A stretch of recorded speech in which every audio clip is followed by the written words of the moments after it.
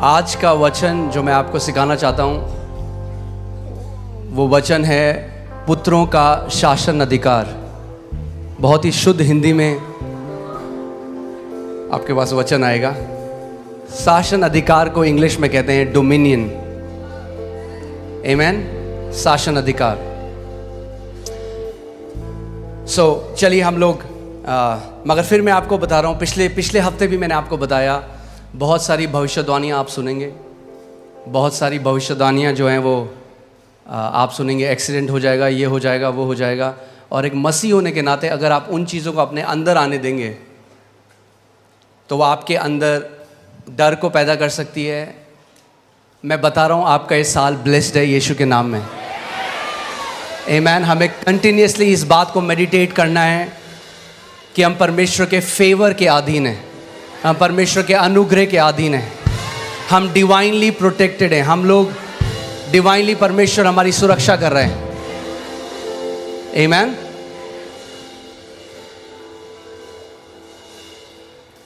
Hallelujah. आइए वचन में चलते हैं। उत्पत्ति 1:26।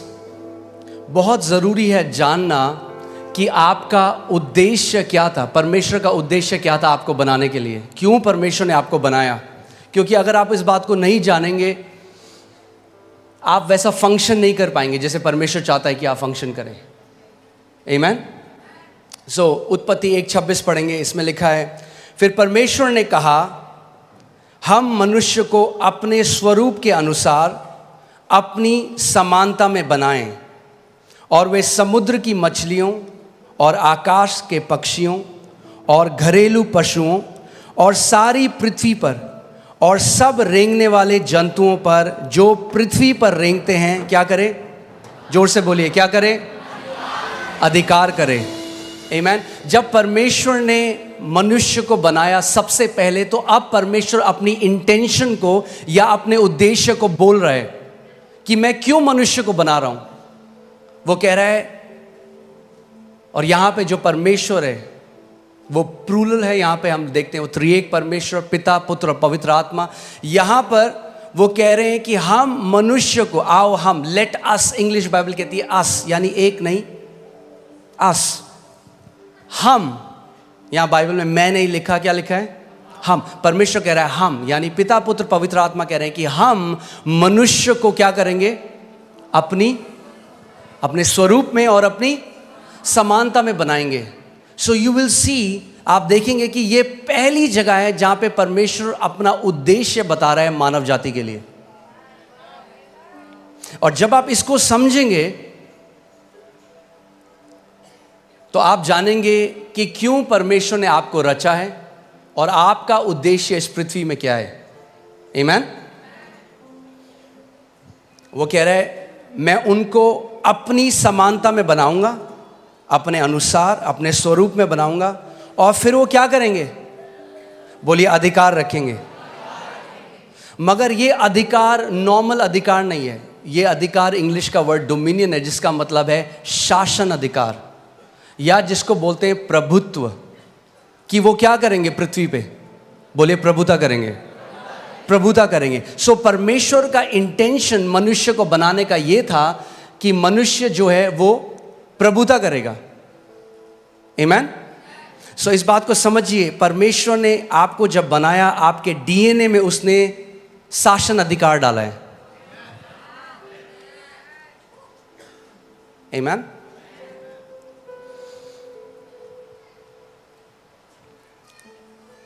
मैंने आपको पहले ही बताया था, आप एक चम्मच से भी एक कील को कसने की कोशिश कर सकते हैं, मगर चम्मच उसके लिए नहीं बनी थी। आप किसके लिए बनाए गए? प्रभुता करने के लिए। बोलिए, प्रभुता करने के लिए। शैतान नहीं चाहता आप इस बात को जाने, क्योंकि सब रेंगने वालों के ऊपर भी प्रभु ने कहा तुम प्रभुता करोगे। और अदन की वाटिका में क्या आया था? रेंगने वाला आया था, मगर उन्होंने प्रभुता नहीं करी उसके ऊपर। इंग्लिश बाइबल कहती है, everything that creepeth upon the face of the earth, जो रेंगने वाला है। आमेन। परमेश्वर ने जब हमको बनाया, मैंने आपको पहले भी बताया था कि परमेश्वर, जेनेसिस में लिखा है, आदि में उसने आकाश और पृथ्वी की रचना करी। आकाश या हेवेंस जो बाइबल में कहती है, वो बात करता है अनसीन रेल्म की, अनदेखी। परमेश्वर का जो राज्य है आप इन आंखों से नहीं देख सकते, मगर वो इस जो आप आंखों से देख रहे हैं उससे भी ज्यादा वो रियल है। आमीन। उससे ज्यादा वो रियल है। आप आंखों से उसको नहीं देख सकते, बट वो रियल है। और परमेश्वर ने पृथ्वी की रचना करी। और परमेश्वर ने जब मनुष्य को बनाया तो क्या किया? सबसे पहले जब उसने मनुष्य को बनाया, बाकी सब चीज़ों को जो उसने बनाया अपने मुंह के वचन के द्वारा बनाया, मगर जब उसने मनुष्य को बनाया तो उसने उसको कैसे बनाया? अपने हाथों से उसने मिट्टी ली और एक मिट्टी से उसने हमारे शरीर को बनाया और अपनी आत्मा को मनुष्य के अंदर डाल दिया, जिसको हम इंग्लिश का शब्द ह्यूमन है, जो दो शब्द से मिलकर आता है, ह्यूमस यानी मिट्टी, और मैन जो हिब्रू भाषा में इश जिसका मतलब है आत्मा। तो परमेश्वर ने ये किया कि परमेश्वर ने कहा कि जो मनुष्य मैं बना रहा हूं, जो मिट्टी के अंदर मैं अपनी आत्मा को डाल रहा हूं, उनको मैं अधिकार दे रहा हूं इस पृथ्वी के ऊपर। किसी आत्मा को अधिकार नहीं है पृथ्वी के ऊपर। आप समझ रहे हैं मेरी बात? किसी भी आत्मा को, और परमेश्वर भी स्वयं आत्मा है। सो जब परमेश्वर ने पृथ्वी मनुष्यों को दी तो वो उस चीज से बाहर आ गया। उसने कहा तुम अधिकार रखो। उसने नहीं कहा हम अधिकार रखेंगे, उसने कहा तुम अधिकार रखो।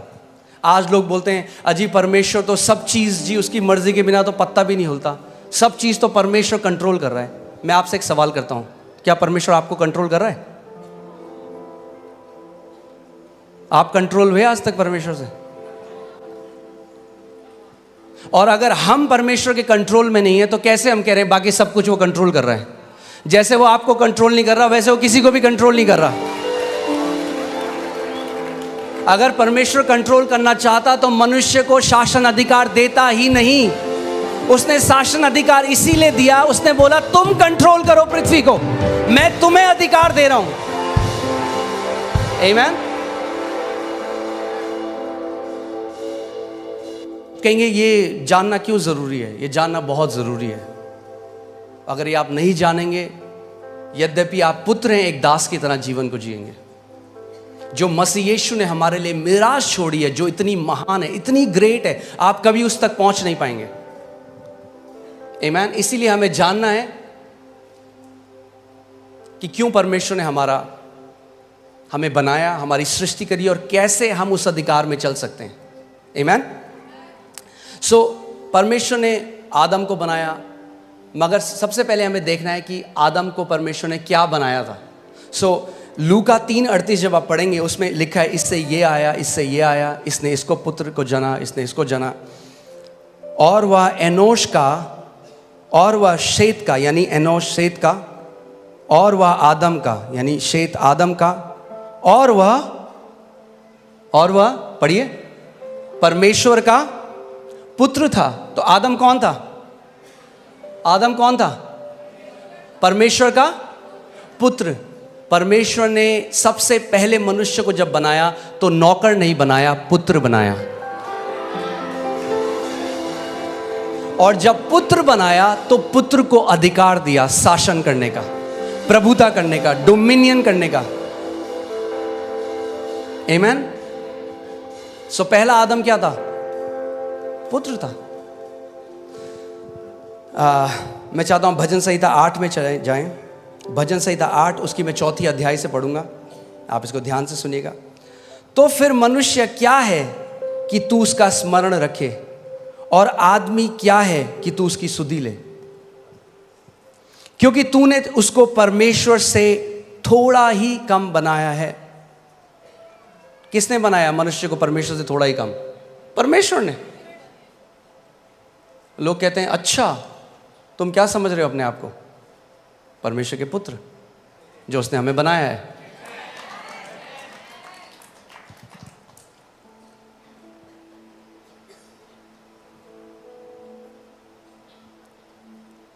अब कोई अगर आपको बोले अच्छा ये उनकी तरह बात कर रहा है, आपके पापा की तरह, कहना हाँ जी वो मेरे पापा हैं।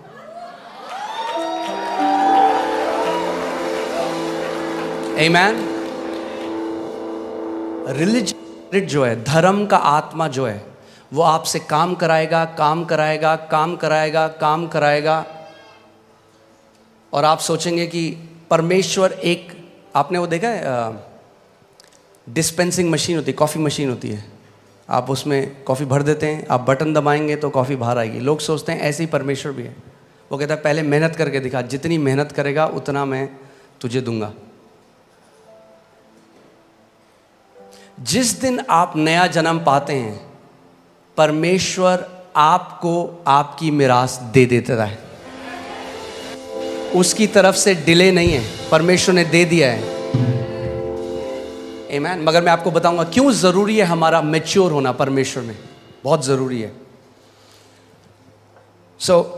मैं इसको दोबारा पढ़ता हूँ, ध्यान से सुनिए। तो फिर मनुष्य क्या है कि तू उसका स्मरण रखे, और आदमी क्या है कि तू उसकी सुधि ले, क्योंकि तूने उसको परमेश्वर से थोड़ा ही कम बनाया है, थोड़ा ही कम बनाया है। आमीन, हालेलुया। और महिमा और प्रताप का मुकुट उसके सिर पर रखा है। क्या किया परमेश्वर ने? महिमा और प्रताप का मुकुट मनुष्य के सर पे रखा है।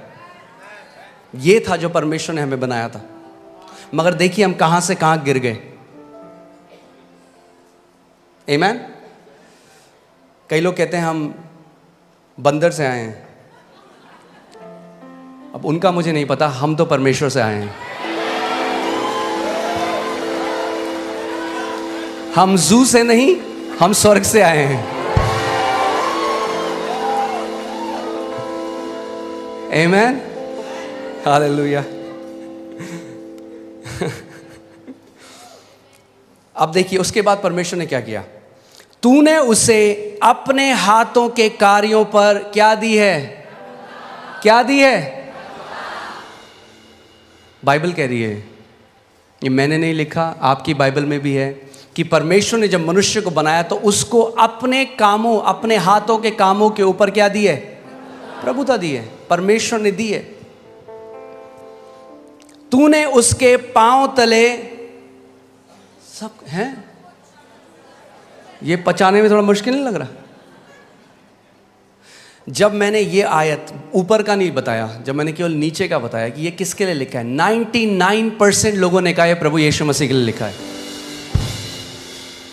आपको समझना पड़ेगा, प्रभु यीशु मसीह परमेश्वर की तरह नहीं चल रहा था इस पृथ्वी पे। वो आखिरी आदम बनकर आया। वो आकर ये दिखाया उसने हमें कि आदम को कैसे जीना था।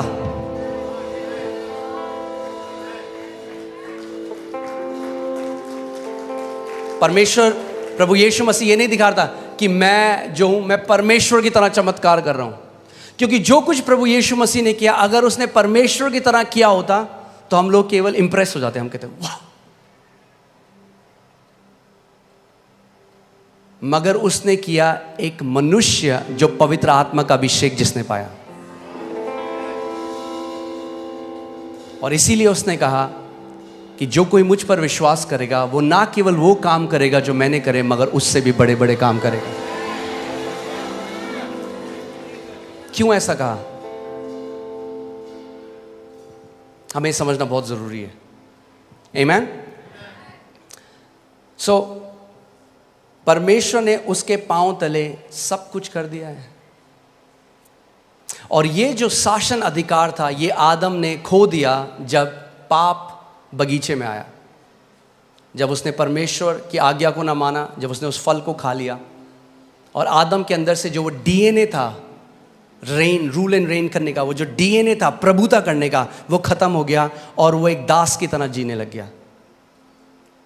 और जब प्रभु यीशु मसीह आया तो जो पुत्र था, ध्यान से सुनिएगा, जो पुत्र था उसने पुत्र का अधिकार खो दिया। सुन रहे हैं आप? मगर जब प्रभु यीशु मसीह आया तो सबसे पहले उसने हमें क्या दिया? जब हम यीशु को ग्रहण करते हैं, यूहन्ना 1:12 लगाइए, और मैं चाहता हूं हम सब साथ मिलकर इसको पढ़ेंगे। रेडी हैं आप लोग? यूहन्ना 1:12 देखते हैं बाइबल क्या कहती है। यूहन्ना 1:12, परंतु जितनों ने उसे ग्रहण किया उसने उन्हें परमेश्वर की संतान होने का अधिकार वापस दे दिया।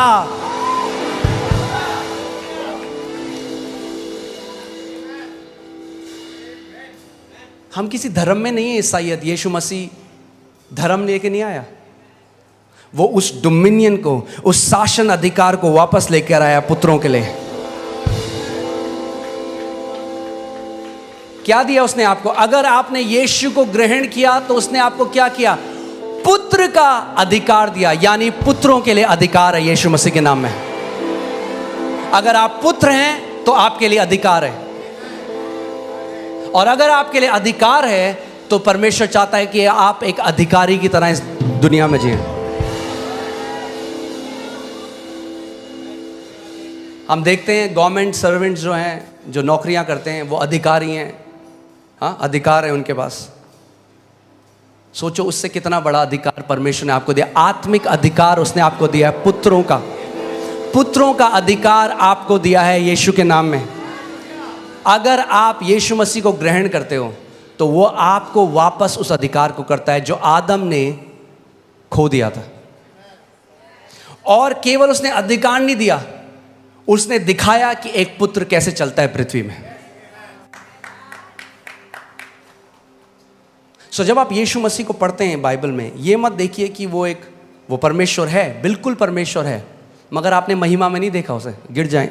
यूहन्ना, उनके बाइबल बताती यूहन्ना सर रखता था यीशु मसीह के बगल में। जब महिमा में देखा रेवलेशन में, तो पाँव में गिर गया जैसे मरा हुआ हो।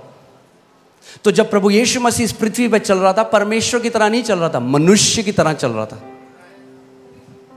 फिलिपियों की पत्री में लिखा है, उसने अपने आप को शून्य कर दिया, अपनी महिमा को छोड़ दिया, अपने ईश्वरत्व को छोड़ दिया और जीरो से शुरुआत करी, ताकि हमें फिर से ये एग्जाम्पल दे सके, उदाहरण दे सके कि पुत्रों का शासन अधिकार कैसा दिखता है।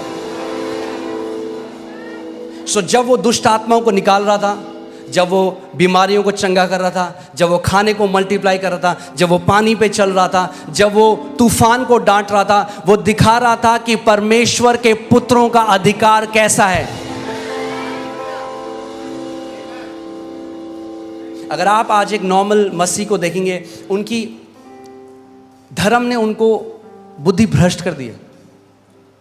सच बोल सकता हूं इस जगह में? अजी हम तो कुछ नहीं, हम नाली के कीड़े हैं, हम उन्हें लगता है परमेश्वर बड़ा खुश होता है ऐसी प्रार्थना से। वाह वाह वाह, कितना नम्र है। ये झूठी नम्रता है। आप जानते हैं असली नम्रता क्या है? अपने आप को वो कहना जो परमेश्वर आपके लिए कहता है, ये सच्ची नम्रता है। अगर परमेश्वर कहता है कि तू मेरा पुत्र है, तो बोलो हाँ प्रभु मैं तेरा पुत्र हूं। ये असली नम्रता है।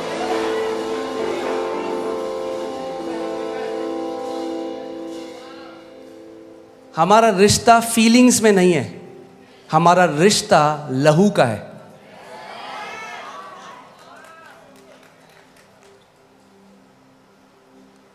आमीन। हम लोग आज कई चर्च में लोग बोलते हैं कि देखो क्या हो रहा है अमेरिका में। अब पता ही नहीं है किसी को कि वो लड़का है या लड़की है। कभी वो लड़का है, कभी वो लड़की है। तो कलीसिया में भी तो ऐसे ही हो रहा है, कभी आप पापी हो, कभी आप संत हो। आइडेंटिटी क्राइसिस है।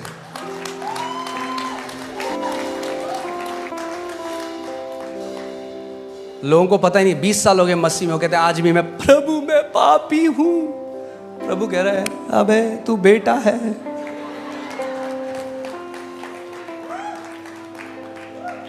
बोलो मैं पुत्र हूं।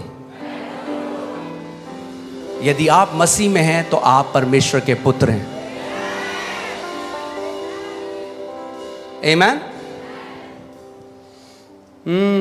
हालेलुया। और क्या होता है जब आप मसीह में आते हैं? परमेश्वर आपको कौन सा आत्मा देता है? देखते हैं रोमियो 8 उसकी 15वीं आयत। रोमियो 8:15।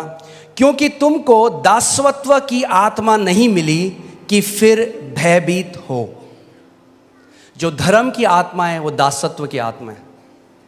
मैं फिर से आपको बोल रहा हूं, जो धर्म की आत्मा है वो दासत्व की आत्मा है।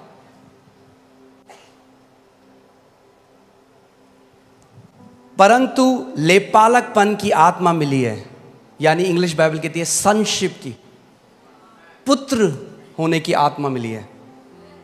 जिससे हम हे अब्बा हे कहकर पुकारते हैं। यानी पवित्र आत्मा जब आपके अंदर आता है तो सबसे पहली चीज जो आपके अंदर से बुलाता है परमेश्वर के लिए, वो कहता है हे अब्बा, हे पिता, मेरे प्रभु, मेरे डैडी, मेरे पापा। वो आप नहीं बोल रहे हो, वो आत्मा जो लेपालकपन का आत्मा आपको मिला, वो आपके द्वारा अब बोलता है हे मेरे अब्बा, हे मेरे पिता।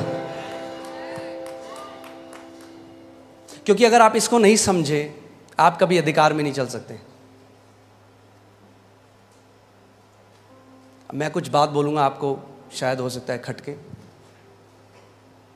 आपकी प्रार्थना आपको अधिकार नहीं देती। ओहो, कई लोगों को बड़ा 8 घंटा प्रार्थना करोगे तो ज़्यादा अधिकार नहीं मिलेगा। फिर से बोलता हूँ, हमारे कई मुस्लिम भाई हैं जो बहुत प्रार्थना करते हैं, कई हिंदू भाई हैं जो बहुत प्रार्थना करते हैं। प्रार्थना अधिकार नहीं देती। प्रार्थना क्यों करने हैं, और करनी बहुत ज़रूरी है, और हम कर रहे हैं रोज़, और आपको बताएंगे क्यों करनी है, मगर अधिकार प्रार्थना नहीं देती।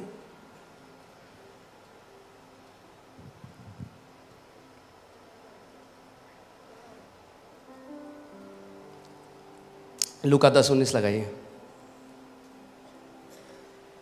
क्या आपको अधिकार, ध्यान से सुनिए मेरी बात, आपको प्रार्थना अधिकार नहीं देती, आपको प्रभु यीशु मसीह ने अधिकार दिया है। कब मिला आपको अधिकार? जब आपने 40 दिन उपवास किया? नहीं, जिस दिन आप परमेश्वर से जन्मे उस दिन आपको पुत्र होने का अधिकार दे दिया गया है। उसी दिन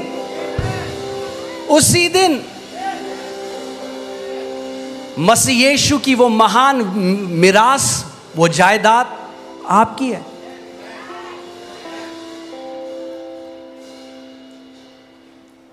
सो हम प्रार्थना इसलिए नहीं करते कि प्रभु और दे, हम प्रार्थना इसलिए करते हैं कि जो हमारा है हम उसमें चल सकें।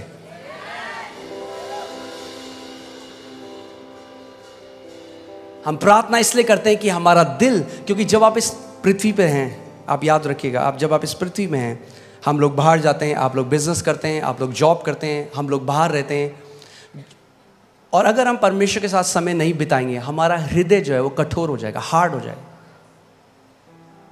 जब आपका हृदय कठोर हो जाएगा, परमेश्वर की आवाज़ आप नहीं सुन पाएंगे।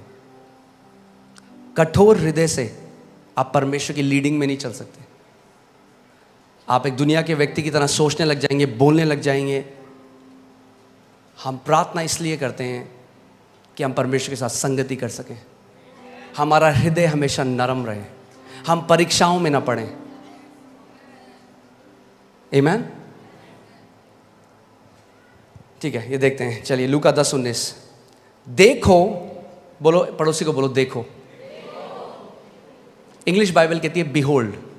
अब ये देखने वाली बात नहीं है, वो नहीं कह रहा प्रभु दिखाओ, वो कह रहा है देखो, यानी मेडिटेट, ऑब्जर्व करो इस बात को, रुक जाओ और सोचो, बंद आंखों से देखो कि तुम्हारे पास अधिकार है।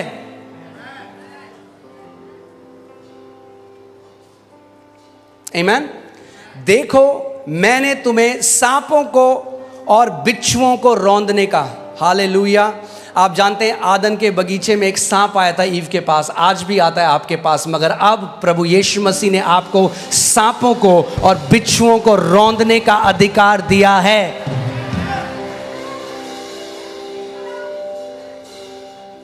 बोलो, मेरे पास अधिकार है सांपों और बिच्छुओं को रौंदने का।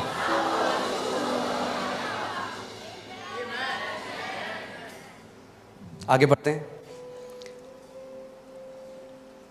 और शत्रु की सारी सामर्थ पर अधिकार दिया है। शत्रु की सारी सामर्थ पर अधिकार दिया है। फिर से बोलता हूं, शत्रु की सारी सामर्थ पर अधिकार दिया है। शत्रु की सारी सामर्थ पर अधिकार दिया है। शत्रु की सारी सामर्थ पर अधिकार दिया है।